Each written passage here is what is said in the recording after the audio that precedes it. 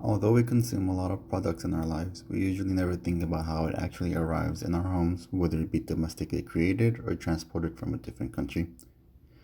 One of the ways goods are transported across the world is through cargo ships. Even though some of us acknowledge that cargo ships can affect the environment, we don't know how bad the environmental impact can be sometimes. One way cargo ships has affected our environment is through the use of anti-fouling technology. Marine biological fouling is when a bunch of biological organisms accumulate to artificial surfaces that are immersed in seawater. Because of this, there's an increased frictional resistance, which leads to an increase in weight and potential speed reduction and loss of maneuverability, which can also lead to increase in fuel consumption by 40%. Oftentimes, companies want to invest in anti-fouling technology so that these bad effects of marine biofouling could disappear. One popular anti-fouling agent that was used in the past century was tributyl tin polishing copolymer paints.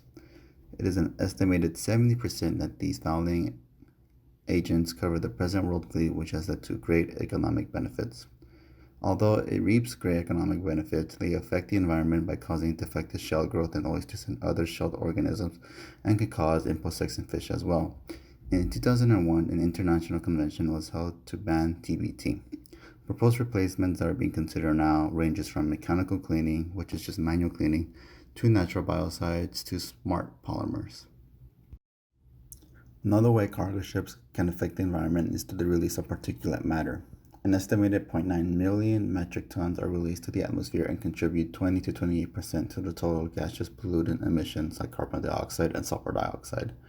Particulate matter exposure has been linked to large health effects, including hospitalization, premature death, and respiratory diseases.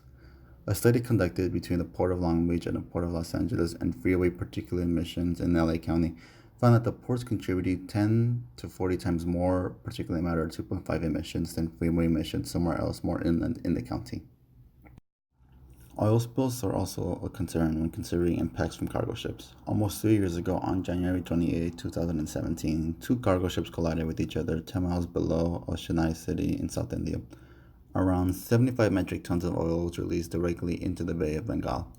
Oil data was dominated by volatile light pHs, with weathering rates being high in the first few days, but significantly decreased later when heavy pHs dominated the area, as they are hard to weather.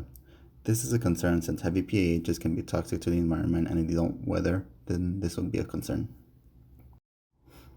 If we want to curb our emissions from cargo ships, then one thing we need to consider is trade within the world. One study showed that because of NAFTA, there are increases in levels of transportation which directly contribute to air pollution in 5 key transportation corridors that link North America commerce. Around 3 to 11% in nitrous oxide emissions increased in those regions, and 5 to 16% in particulate matter emissions.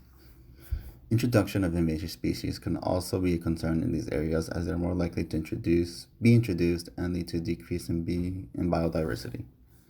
In the US, shipping accounts for 4% of transportation-related nitrous oxide emissions and 8% of sulfur dioxide emissions.